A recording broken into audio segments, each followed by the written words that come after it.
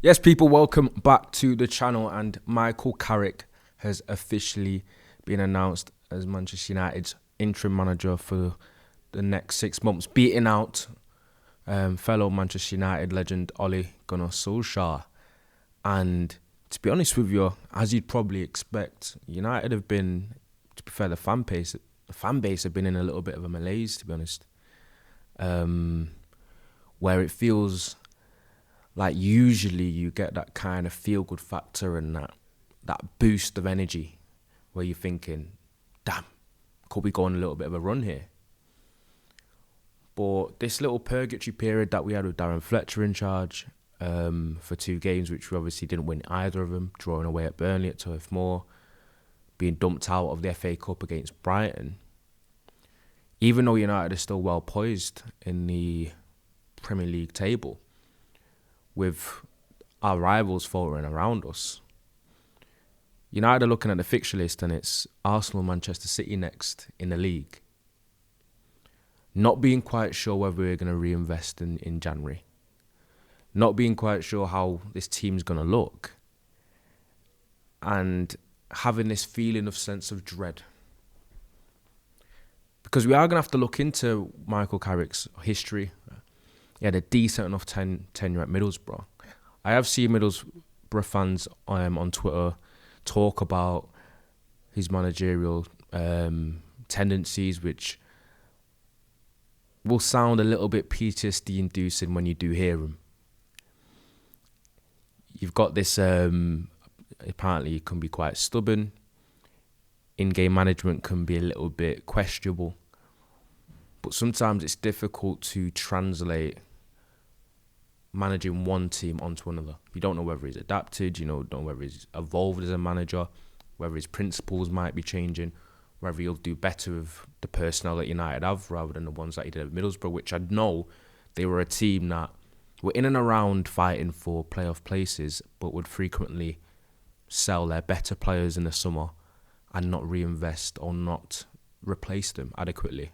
And I think that was partly due to the downfall, partly the reason why Michael Carrick ended up losing his job. United aren't the best when it comes to recruitment either, but we actually have been found out a little bit more information on who he's going to bring in, his backroom staff, the fallout from a particular backroom staff member that he does have, where people are basically doing 1 + 1 = 9. Because his backroom staff, which has been reported, will be Steve Holland, Jonathan Woodgate, Johnny Evans and Travis Binion. Travis Binion obviously worked at Manchester United already, part of the 21 setup. But Steve Holland is someone that people have been concerned about because he was the first team coach under Gareth Southgate for England. And because we've heard in the past that some INEOS members had a little bit of a liking, I think Dan Ashrev was another one, for Gareth Southgate, and the fact that United now have a coach that's worked under him, people are doing this and thinking Gareth Southgate's coming in the summer. I don't feel like that's going to be the case. David Ornstein, Laurie Whitwell, a lot of reputable journalists have shut that down many times. So I don't believe that will happen. And we've got some big matches coming up. And we've got a big rest of the season where we only have the league to focus on. But another thing that I wanted to talk about was my concern, not just for Carrick, but in terms of the squad and our lack of proactiveness in January. When I'm seeing our rivals being much more proactive. When United are probably in a more desperate situation. I know January can be a very difficult time to do business. You usually have to pay a premium. Players need a little bit more convincing. Clubs are less likely to be able to negotiate in good faith anyway. But United have some holes in the team. And if we have this, we obviously have a short list with marquee players for the midfield. We've heard them all season. Adam Wharton, Elliot Anderson, Carlos Baleba, and we probably will try and sign a marquee winger as well. There will definitely be other needs that prop up by the end of the season. But there's something that we're not really taking into account. United have a significant amount of money that they would have lost by being dumped out of cup competition so early and not being in Europe anyway.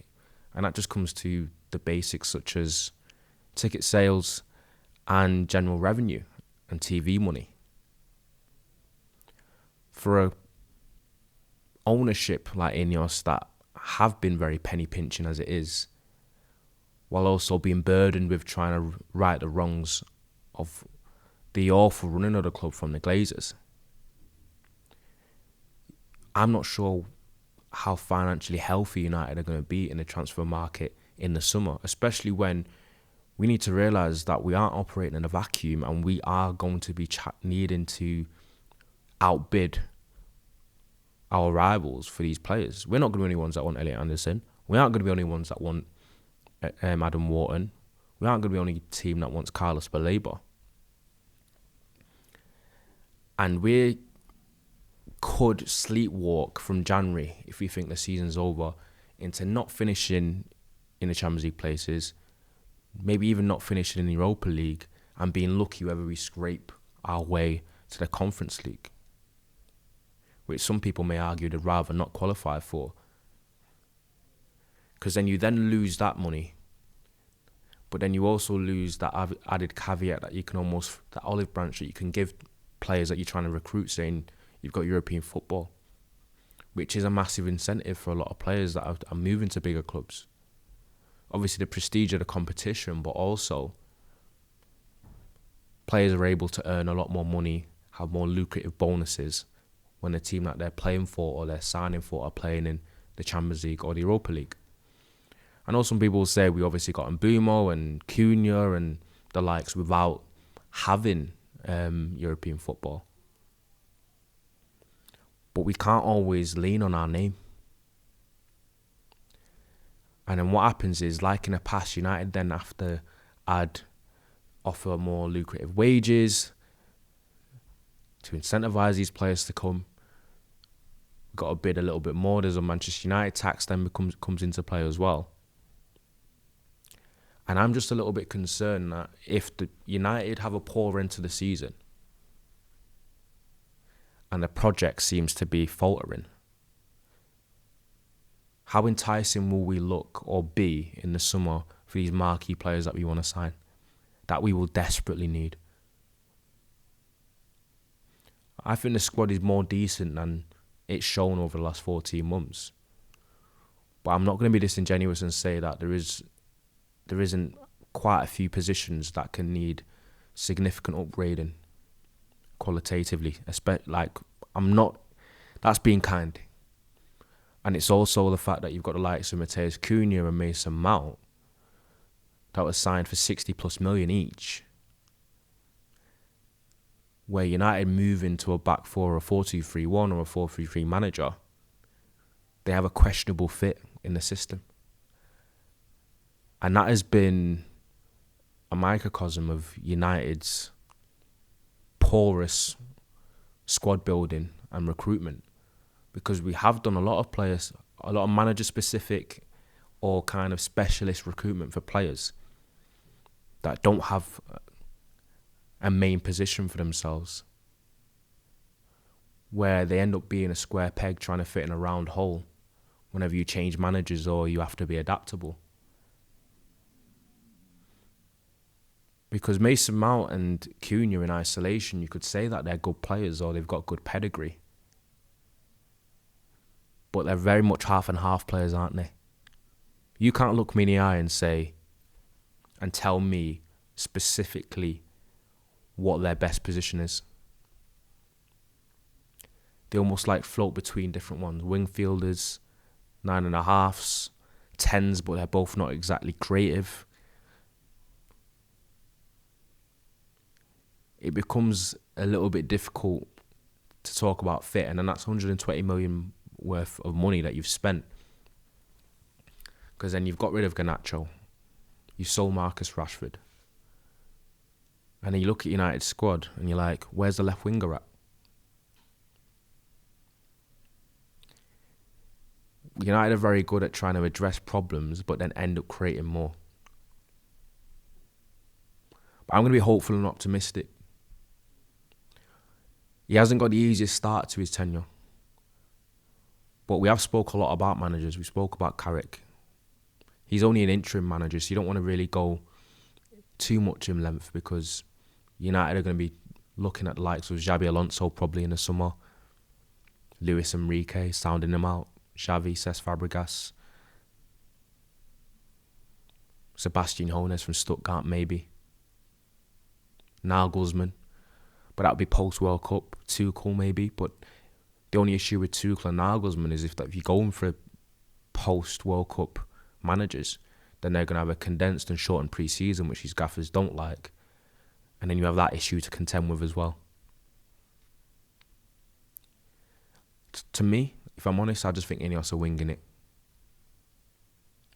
They're just winging it. Just making up as they go along. And they have me really worried about the sense of direction. They come across really reactive and not proactive to me. And that's a dangerous recipe for a boardroom or ownership model where you have so much power over the direction of a football club. When everyone in the Premier League has money now. I've always thought that United are too big to get left behind.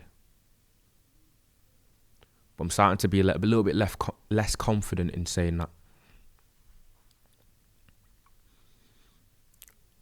But the next month and a half, you've got United, you've got Arsenal, City, you've got likes of Fulham. I don't want to be sat here in a month looking at the table thinking, damn, United are in 12th, 13th place. Outside looking in for Europe, where we're going to be looking extremely desperate and possibly hopeless come the summer. Where we're going to be chasing our tails a little bit with our recruitment. But I'm pulling for Carrick. I'm pulling for my team and hoping for the best. But this is less about Carrick. This is less about managers. It's more about what is INEOS going to do. What are they going to decide? And are they going to pull their finger out and try and help this team in January? Because I don't think it's... They might look at it as a bit of scattergun and desperate, but I feel like it's a necessity. We're getting Bumo back, we'll get Ahmad back, and we'll obviously be stronger. But there's no hiding places anymore. No other cup competitions.